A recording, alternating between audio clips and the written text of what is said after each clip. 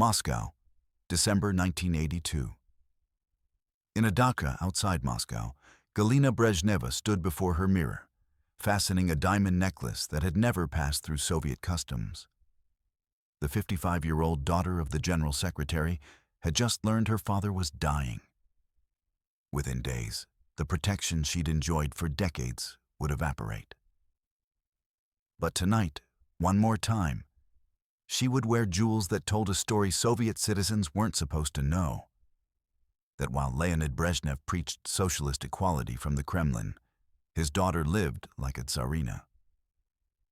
The diamonds caught the light as she adjusted the clasp. They'd arrived in a diplomatic pouch 3 months earlier, smuggled past customs by her lover, a circus performer who worked with the KGB. It was an old game by now, one she'd played throughout her father's 18-year rule. But as she heard the phone ring with news from the Kremlin hospital, Galina Brezhneva realized something she'd always refused to believe. Even in the Soviet Union, even for a Brezhnev, there were consequences. She didn't know it yet, but investigators were already compiling files. The KGB had been watching. They always had been. They'd simply been waiting for the right moment. The moment when the most powerful man in the USSR could no longer protect his daughter from the system he commanded. To understand Galina Brezhneva's spectacular fall, you must first understand what it meant to be Soviet royalty during the era of stagnation. When Leonid Brezhnev consolidated power in 1964, after helping to oust Nikita Khrushchev, he brought with him not just a new political style, but an entire family that would test the boundaries of communist privilege. The General Secretary's family lives modestly, as befits Soviet leaders, declared official Soviet press throughout the 1960s and 70s. But behind the propaganda, everyone who mattered knew the truth.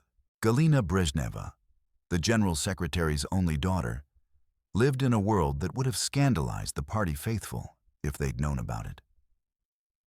Western intelligence services certainly knew. A 1975 CIA assessment noted, Galina Brezhneva represents the contradictions of the Soviet elite in their purest form. While her father lectures the Politburo on socialist values, she maintains relationships with circus performers, actors, and black marketeers, accumulating wealth that would be impossible for any Soviet citizen to explain legally. The initial perception within the Soviet elite was that Galina was untouchable. She was, after all, the daughter of the General Secretary. In the Byzantine politics of Brezhnev's Kremlin, where the leadership aged together and loyalty mattered more than competence, family connections provided ironclad protection. KGB chairman Yuri Andropov knew about Galina's activities. So did Foreign Minister Andrei Gromyko. So did everyone in the Politburo.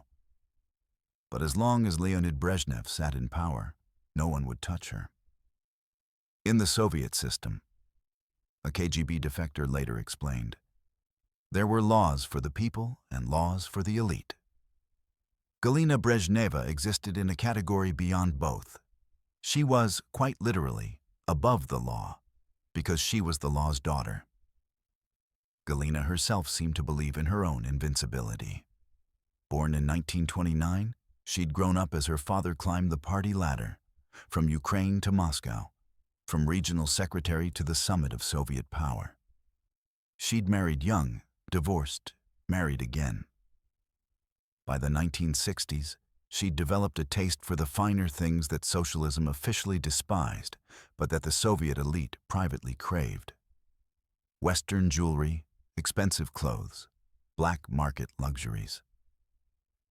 Her second husband, Yuri Churbanov, was a KGB officer who rose rapidly through the ranks after marrying the boss's daughter. Promoted to Major General in 1976 and First Deputy Interior Minister in 1980. Churbanov understood that his career was inextricably linked to Galina and to keeping her happy and protected. The couple operated in what one Soviet journalist later called a parallel economy, While ordinary Soviets waited in line for basic goods, Galina and Yuri lived in luxury apartments, vacationed at exclusive Black Sea resorts, and accumulated wealth through channels that blended official privilege with outright criminality. But this wasn't seen as corruption, not yet. This was simply how power worked in Brezhnev's USSR. The Brezhnev family believed they had redefined the rules. Historian Dmitry Volkogonov later wrote, "In their minds, serving the state entitled them to whatever the state could provide. The contradiction that they were supposedly building communism while living like capitalist oligarchs never seemed to trouble them." The story of Galina Brezhneva's criminal empire begins not with diamonds, but with something far more Soviet: circus performers and jazz musicians. Throughout the 1960s and early 1970s, as her father consolidated power and the Soviet Union settled into what would later be called stagnation, Galina developed a reputation in Moscow's bohemian circles. She was drawn to artists, performers, and entertainers, people who lived outside the rigid structure of Soviet bureaucracy. Her most famous relationship was with Boris the Gypsy Buriatzi, a circus performer and illusionist who would become the key figure in her smuggling operations. They met in the late 1960s at a Moscow theater. Buriatzi was married. Galina was married to Churbanov. Neither seemed to care. Buriatzi understood something crucial, a former KGB officer later testified. He realized that Galina's value wasn't just her connections. It was her diplomatic immunity by proxy. Anything she touched became untouchable. The scheme that developed was breathtaking in its audacity. Soviet circus troupes regularly toured abroad. It was one of the few categories of Soviet citizens allowed to travel to the West. Buriatzi performed across Europe, from Paris to Brussels to Stockholm. And on each trip, he would return with items that couldn't legally enter the USSR. Jewelry, watches, precious stones, designer clothing. The smuggling operation worked through a simple but effective method. Items would be concealed in the circus equipment or in Buriatzi's personal effects. When the troupe returned to Moscow, KGB officers at the airport, many of whom owed their positions to Churbanov's patronage, would wave them through customs without inspection. The contraband would then make its way to Galina's apartment in Moscow's exclusive Lenin Hills neighborhood. But Buriatzi was just one node in a larger network. By the mid-1970s, Galina and Churbanov had developed connections with what the KGB would later call the Uzbek cotton mafia, a vast criminal enterprise that involved collective farm managers, local party bosses, and interior ministry officials in systematic theft and fraud. The Uzbek connection worked like this. Cotton production in Soviet Uzbekistan was grossly overreported to Moscow. The phantom cotton that existed only on paper, generated millions of rubles in payments from the central government. These rubles were then distributed among officials as bribes, with a portion flowing through various channels to Moscow. Some of it reached Galina and Churbanov through Churbanov's position in the Interior Ministry. The beauty of the scheme, prosecutor Gudlyan later explained, was that it exploited the fundamental dishonesty of Soviet economic reporting. Everyone lied to Moscow about production figures.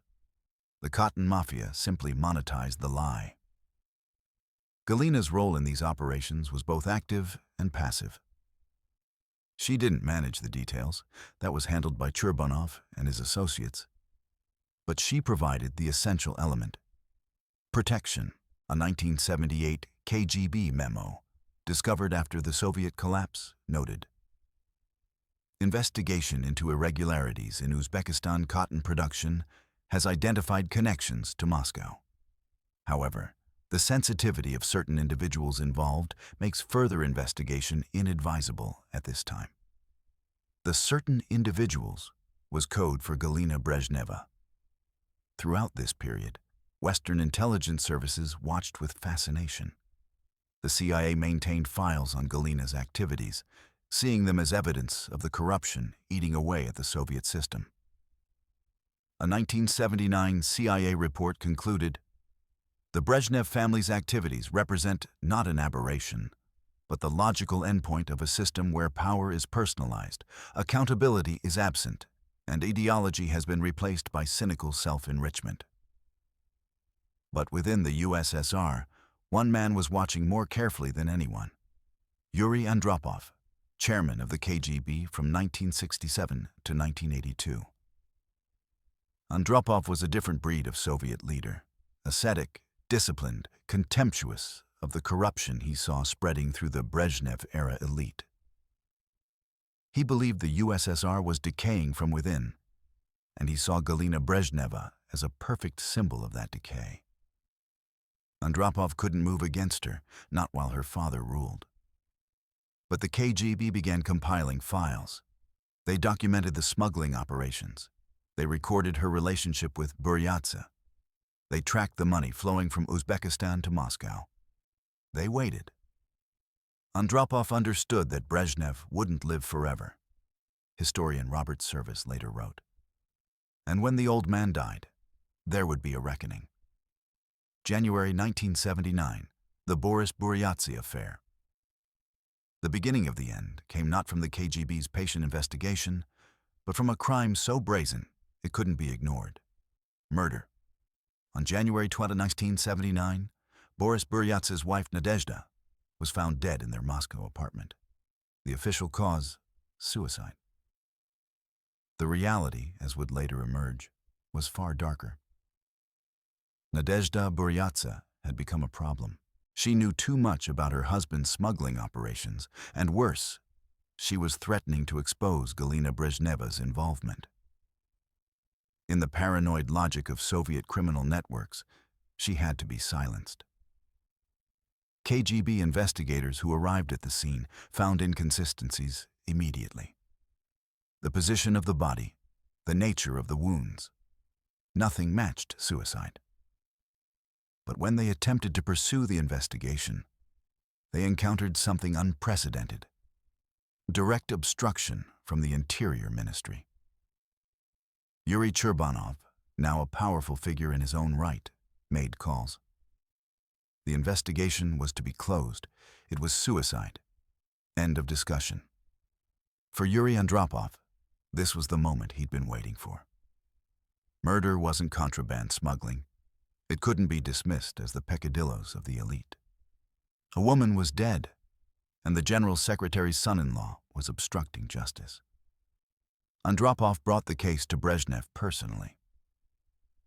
"Leonid Ilyich," he reportedly said, using Brezhnev's patronymic in the traditional Russian manner, "this involves your family. It must be handled delicately." What happened in that meeting remains partially hidden, but the outcome was clear. Buriatzi would be arrested, but Galina would be protected. It was a compromise that satisfied no one but preserved the essential fiction of Soviet leadership morality. Boris Buriatzi was arrested in April 1979. The charges were currency speculation and smuggling. The murder investigation had been quietly dropped, but the arrest sent shockwaves through Moscow's elite. If Galina's lover could be arrested, was anyone safe? The trial revealed details that stunned even hardened Soviet observers. Buriatzi had smuggled over 1 million worth of diamonds, jewelry, and luxury goods into the USSR between 1974 and 1979. He'd used his circus tours as cover, exploiting diplomatic channels and corrupt customs officials. And he'd done it all with the knowledge and participation of Galina Brezhneva. But Galina's name never appeared in the official proceedings. The trial transcripts referred to certain highly placed individuals who had facilitated Buriatzi's activities. Everyone in Moscow knew who they meant. No one could say it publicly. Buriatzi received 5 years in a labor camp. It was a light sentence for crimes that would normally warrant 15 years or more. The message was clear. Cooperation had been rewarded, or perhaps silence had been bought. 1980-1982, the Uzbek investigation. While the Buriatzi affair dominated Moscow gossip, investigators in Uzbekistan were uncovering something far larger. The cotton fraud had been going on for decades, involving hundreds of officials and billions of rubles. But as investigators Telman Gilyan and Nikolai Ivanov followed the money trails, they kept running into the same obstacle: connections leading to Moscow, specifically to the Interior Ministry, specifically to people protected by Yuri Churbanov. In 1980, investigators in Tashkent documented a payment of 500,000 rubles, approximately $750,000 at official exchange rates, from Uzbek cotton officials to an intermediary in Moscow.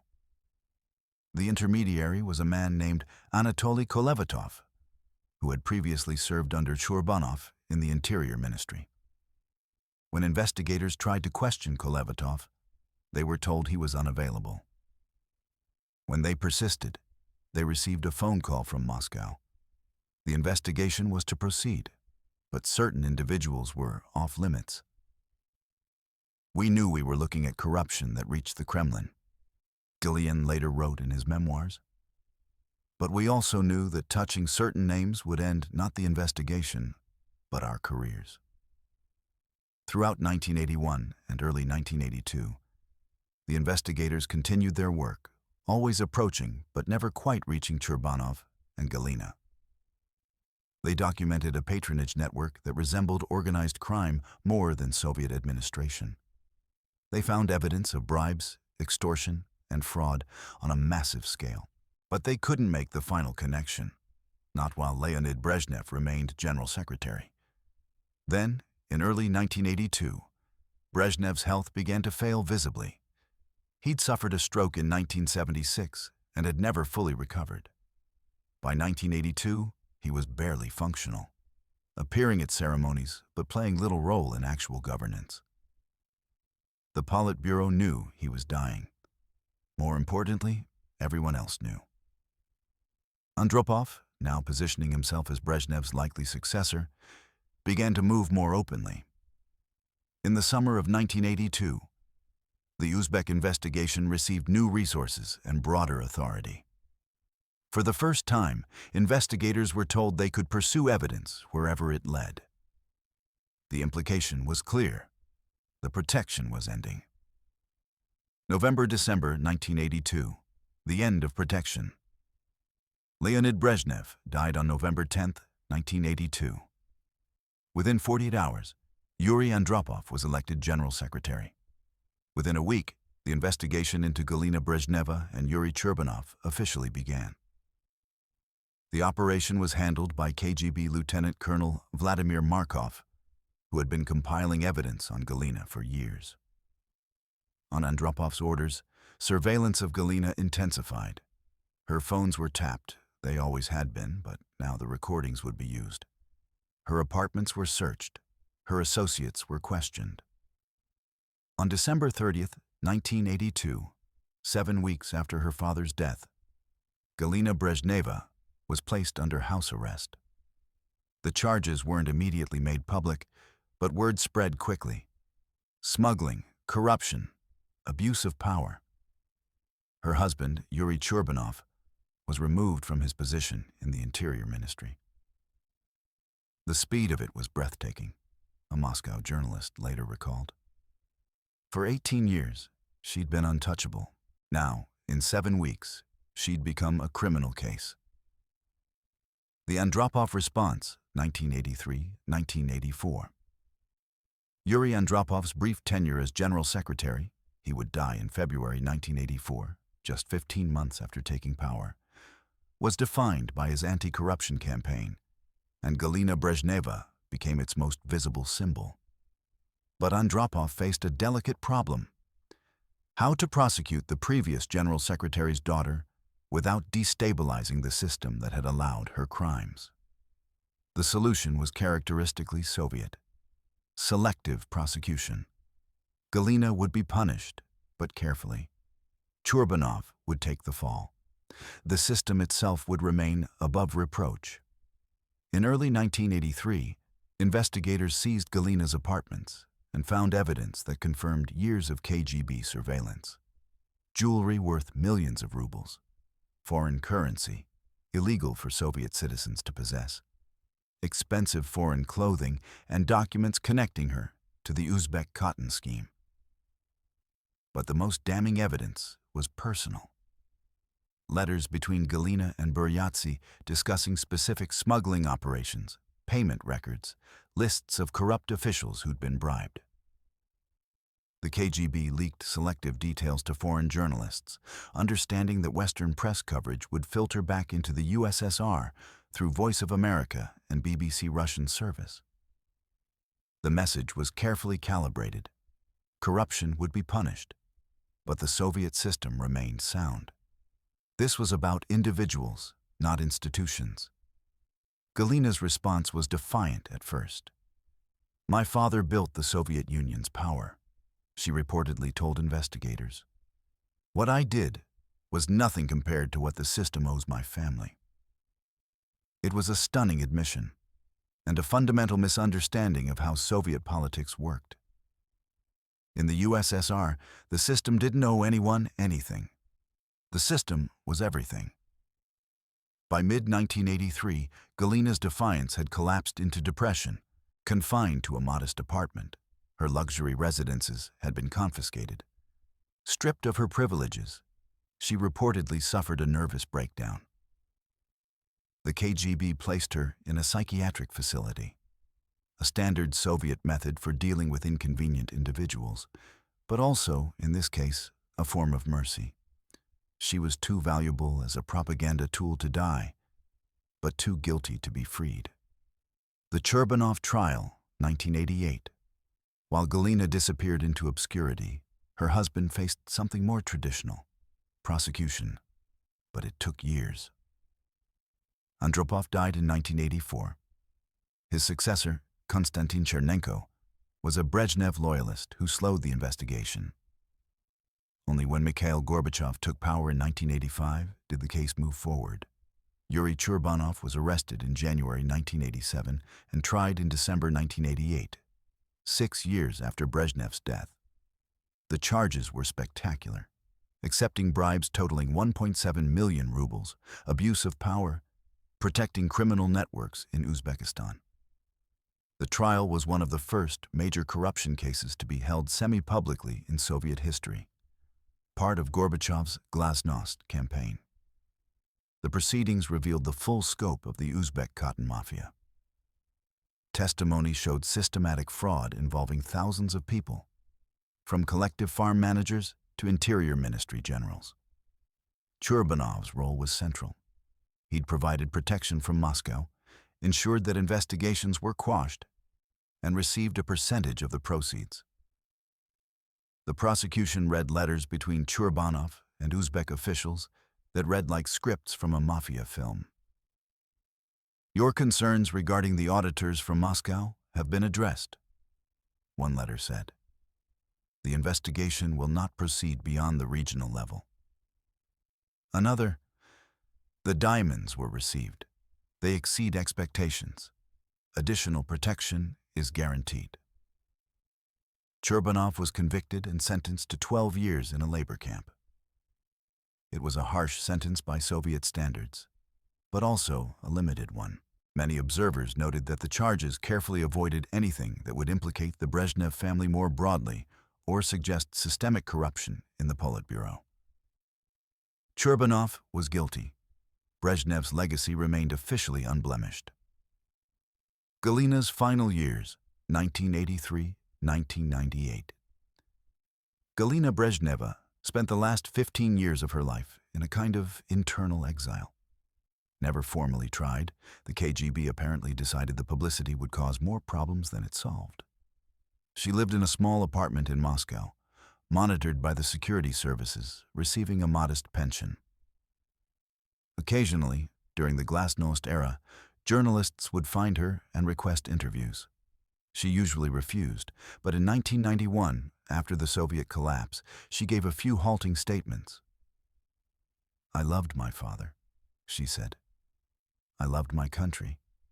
What happened to me happened because the system changed, not because I changed." It was both true and profoundly untrue. The system had changed. Gorbachev's reforms and then the USSR's collapse meant that the old rules no longer applied. But Galina had also been guilty of everything she was accused of. She'd smuggled diamonds, taken bribes, protected criminals. She'd done it because she could, because her father's power made her untouchable. When that power disappeared, so did her protection. She died in 1998, at age 69, largely forgotten. A few Russian newspapers ran obituaries noting her connection to Leonid Brezhnev. None mentioned the diamonds. The broader anti-corruption campaign. The Galina Brezhneva case was the most visible element of a broader anti-corruption drive that began under Andropov and intensified under Gorbachev. The Uzbek cotton investigation ultimately led to the prosecution of over 4,000 officials, from village collective farm chairmen to regional party secretaries. But the campaign revealed a fundamental problem. The corruption wasn't an aberration from Soviet socialism. It was a function of Soviet socialism. In a system where everything was state-owned but nothing was accountable, where power was concentrated but oversight was absent, corruption became not just possible but inevitable. The Brezhnev family didn't invent corruption, historian Archie Brown later wrote. They simply perfected it. And in doing so, they demonstrated why the Soviet system couldn't be reformed, only replaced. The peak of the Galina Brezhneva scandal came not during the investigation or Churbanov's trial, but during a moment few Westerners knew about. Yuri Andropov's speech to the Politburo in January 1983, 2 months after Brezhnev's death. According to transcripts released after the Soviet collapse, Andropov laid out evidence of corruption that reached throughout the Brezhnev-era leadership. He spoke for 2 hours, documenting cases of embezzlement, bribery, and abuse of power. The Galina Brezhneva case was his centerpiece, not because it was the worst, it wasn't, but because it was the most symbolic. "Comrades," Andropov reportedly said, "we have allowed personal privilege to replace socialist principle. We have allowed family connections to supersede party discipline. The General Secretary's daughter accumulated wealth that would shame a Romanov princess, and we all knew it. We all knew, and we did nothing." The silence in the room, according to witnesses, was absolute. Andropov was saying what everyone knew but no one acknowledged. The Soviet elite had become a self-serving aristocracy, and Galina Brezhneva's crimes were simply the most visible symptom. But Andropov's moment didn't last. His anti-corruption campaign faltered when he died in 1984. Chernenko's brief interregnum, 1984–85, saw many investigations suspended. Even under Gorbachev, the drive against corruption took second place to economic and political reforms. The Churbanov trial in 1988 was more symbol than substance. A show trial in an era when the show no longer convinced anyone. The ultimate impact of the Galina Brezhneva affair was psychological rather than practical. It demonstrated to Soviet citizens what they'd long suspected. The communist elite lived by different rules. The principles of socialist equality, of classless society, of collective ownership.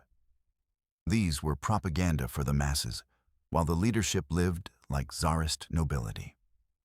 When ordinary Soviets learned about Galina Brezhneva's diamonds, sociologist Yuri Levada later wrote, "They didn't demand her prosecution. They demanded the right to smuggle diamonds themselves. The lesson they learned wasn't that corruption was wrong. It was that they were on the wrong side of it." Statistics bear this out.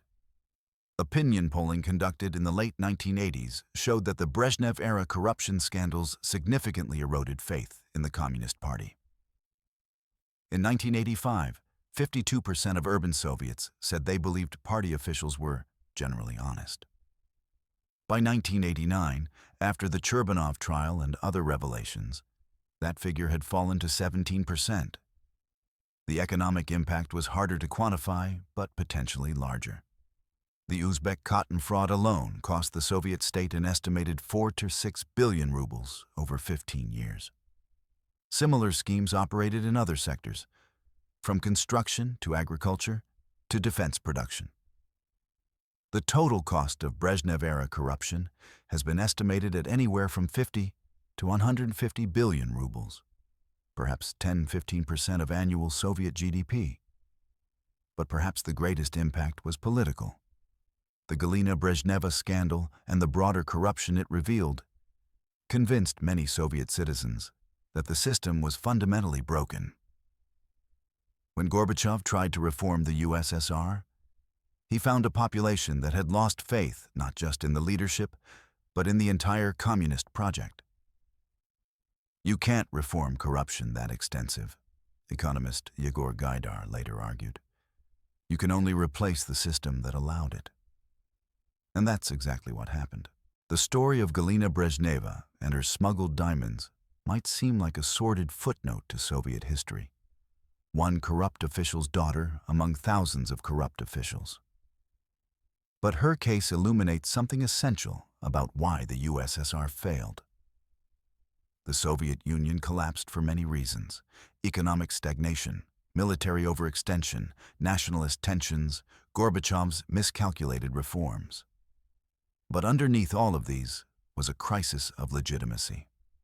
A system that claimed to represent workers and peasants was actually governed by a self-perpetuating elite whose privileges rivaled any capitalist oligarchy.